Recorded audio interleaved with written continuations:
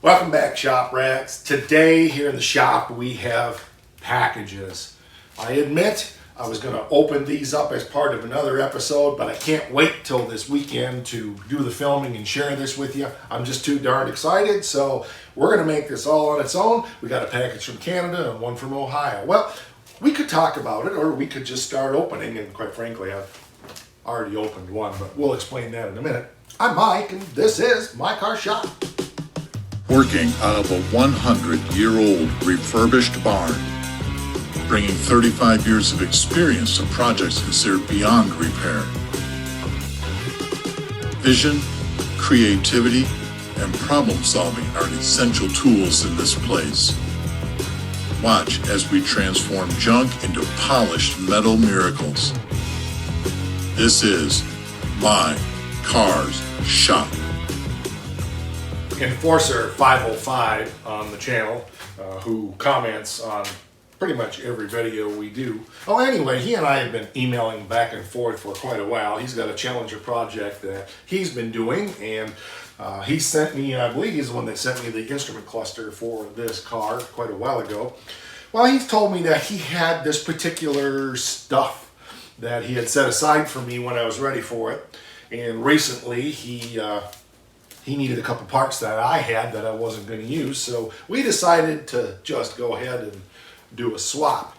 And I'm pretty excited about this because, well, it's something that I think is important for the car, because I didn't have most of this for the car. As a matter of fact, I'm not sure I had any of it. And, well, let's just open the package, right? So let's get this flipped around here where you might be able to see it. So we have a couple things in here. We can keep from dumping it on the floor.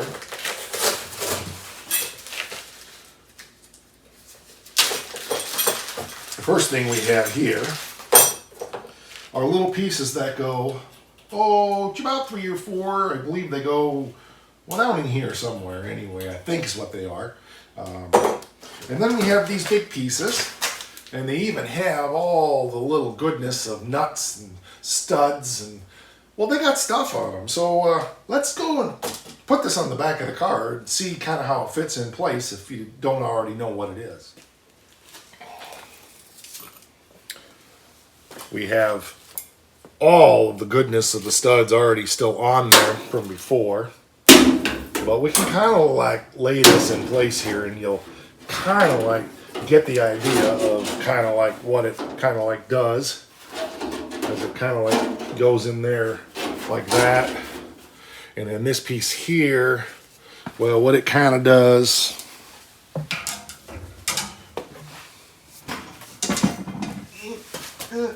fat belly, is it kind of goes, like this over here. And what happens is it kind of holds the vinyl top down. This is the vinyl top trim that I didn't have. Now, I don't have a rear window trim and I don't have a front window trim, but I do have the side trim. Way back in the beginning of this project, you saw us take that off. So I think we have everything that we're going to need to put the vinyl top on this car when we get to it, because it's definitely going to be a vinyl top car again.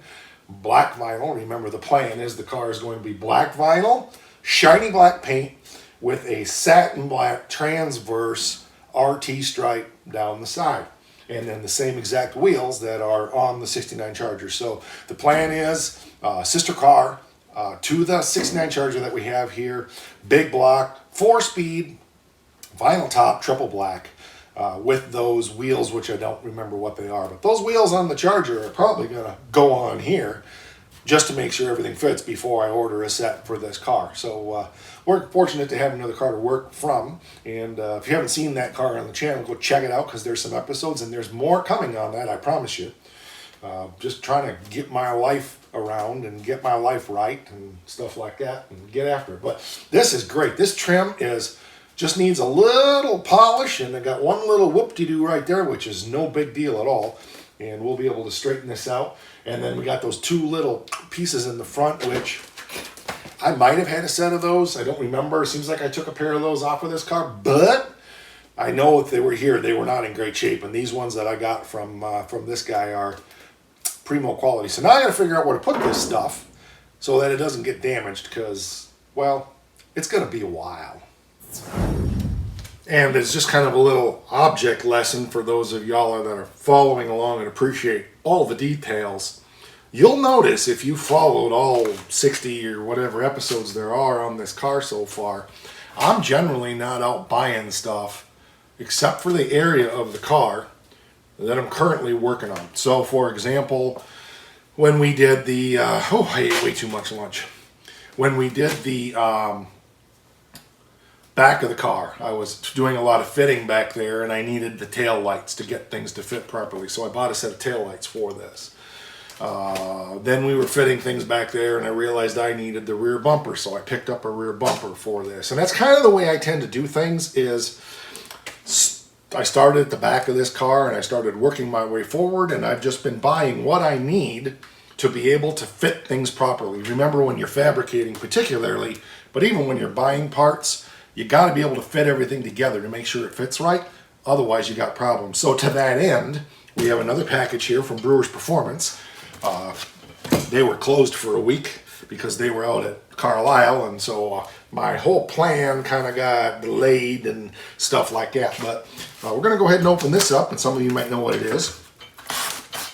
But it's what I need to be able to finish working on the floor pans here in the Stitches Challenger. Okay. There we go. We got sales information, and we got stickers, and we got invoices, and we got all the tasty goodness here in the box. We got the phones, and we got the newspapers. Oh, this is the Dayton Daily News this time. Last time it was USA Today, so we actually have some local news media that we could look at to see what's going on in Ohio. We'll put over there for safekeep. Oh, bubble wrap. Okay, you're probably getting the idea what we got here. Let's do this. We'll store that over there. Did I mention? Okay, so shift rods, right? These are the shift rods for the Challenger so that we can check. Oh yeah, there was a big discussion on the E-Bodies forum, and I'm going to have to do a better job of making sure that I properly identify this car to people so that the maximum number of people's heads explode as much as possible. So I'm going to try to make sure that I don't call this a Challenger from now on. We're going to call it the Chally, because that drives people nuts. So it's a Chally with a posi, and that'll drive them real nuts. And we're going to put a 350 big block in it, and that'll really make their heads explode. Yes, I played the devil's advocate. Okay, so this kind of goes like that, and then this one kind of goes like that, and this one goes like that. So those rods are a bit straighter than I was expecting. And that's okay, but we're gonna in the car here real quick and just see how much of that center hump that comes with the clips too. And this was like $150 for these with the clips, so that's dirt cheap as far as I'm concerned. But we're gonna see kind of where things go to determine how badly I screwed up when I built that center hump in this car. Okay, so it's what I suspected, is we've got to come in here and do some clearance work to make that clear. But I think we're right from what I'm seeing, and I'll try to remember to insert the picture from Brewers Performance, and those of you that are smarter than me can confirm or deny. That one's backwards, because the... unless that goes... It's hard to tell. From what I saw in the picture, I think that's the way that one is supposed to go. But our little chinga chunga chunga, unless it goes, that's possible. That one goes through the shift rod one way and one the other way, maybe. I've got to do some research online. I'm going to go do that. But from that picture from Brewers, I kind of think that's the way things are supposed to be. 1, 2 in the front, 3, 4 in the back, which makes total sense because you're taking the transmission up to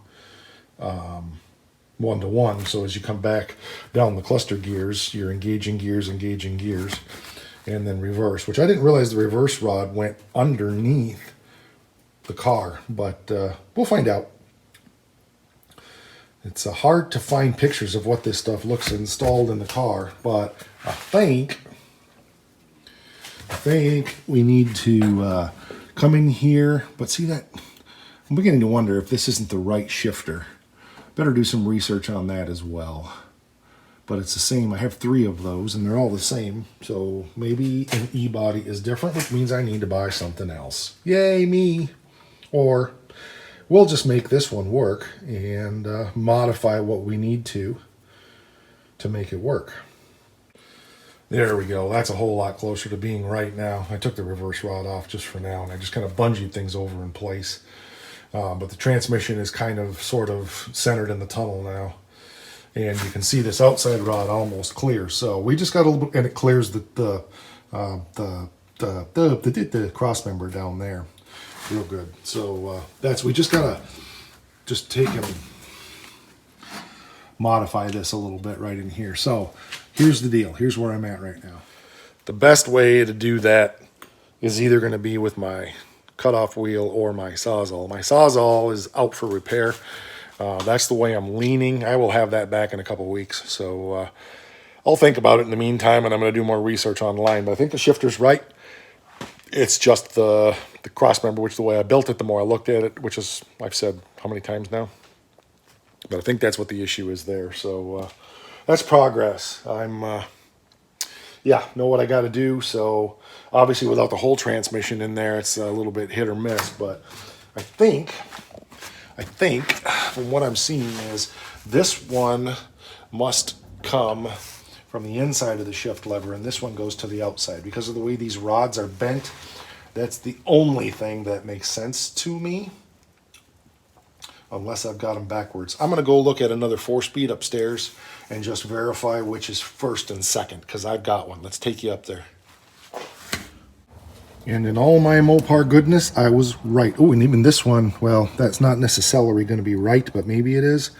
But this one comes in from the backside.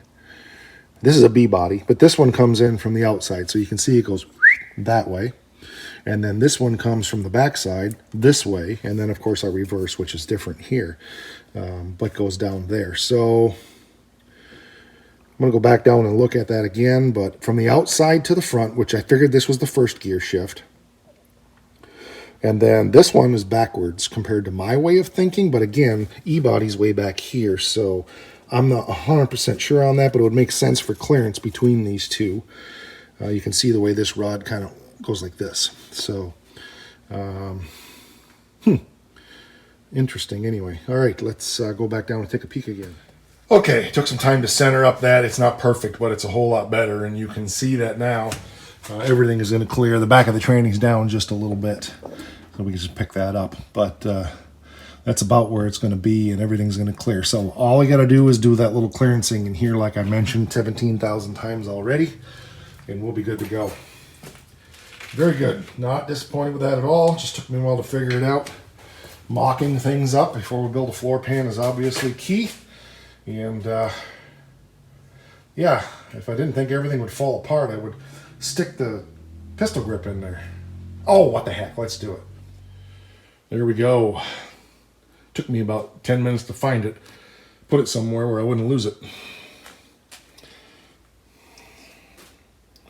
Yeah, wasn't as far off on my cross member as I thought. So it's all good. And I think when I build the floor pan, to be safe, I'm going to make that either removable or just not 100% attach it, so that if there is an issue in there, I can easily access that part and tweak that if I need to more, because I don't want to get it all together, get the motor and tranny in it and go, poopers, my rods are still hitting. But you can see that even if I was just to take that out right there, that's going to make a huge difference in how this goes together. So, but I am surprised. I did not know that reverse rod went down underneath the car like that. But from what that picture of Brewers is showing me, that's what it looks like. So I'll look at others, but I thought others came over the top. But it would make sense that would be almost impossible to make work. And those are nice, big, heavy shift rods, so pretty excited about that. That's pretty cool beans right there as far as I'm concerned. I'm glad we had that B-body one that's unmolested upstairs. That really helped clue me in as to what this is going to look like. If I remember 2 years from now, when we go to put all of this in, I might go ahead and put the shifter on the transmission temporarily and get all the rods hooked up and take some pictures for reference. They're probably out there, but I haven't seen them. So drop it in the comments if you've seen reference pictures of exactly what I'm showing here on a Challenger, a Chally, or a Cooter. Let me know. Big shout out to Brewers. If you're not familiar with them, I'm really pleased. And there's the picture we were showing you earlier. Really pleased with the parts I'm getting from them so far. I hope I don't have to send them any more money just because, you know, I don't want to have to, but check them out. Their phone number's right there.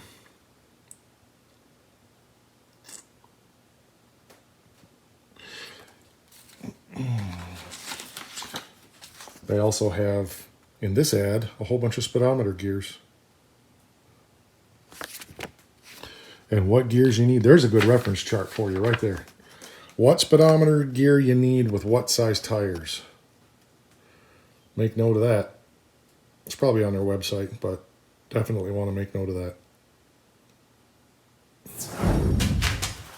Actually turned in a bit more of an ordeal than I was expecting for what I thought this episode was going to be. So I'm really glad that I went ahead and made it a standalone. And I wanted to give a shout out to the guys over at Iron Horse Garage, William and Jason, and camera guy whose name I can't remember. I apologize. It's because you're always on the back side of the camera, and I don't have a face. And if I don't have a face, it's, well, you're just a name without a face. Now, in this case, you're a face without a name. Anyway, I apologize for that. But anyway, check them out. I'm pleased. It's cool. Again, thanks to Forcer 505 for the deal on the trim, because that's big. And I'm going to get that straightened out and polished up. If life ever slows down and I get a little more cash around, I'm going to go ahead and reorder all my polishing equipment, because I had been sharing my polishing equipment years ago with a buddy, and I just gave it all to him and said I'll get more when I need it. 10 years ago, I haven't needed it for a long time. So that'll be coming soon. A few other things I want to order.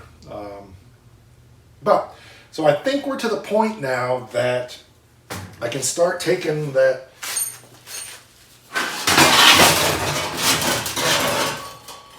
those pieces of floor pan that go in there,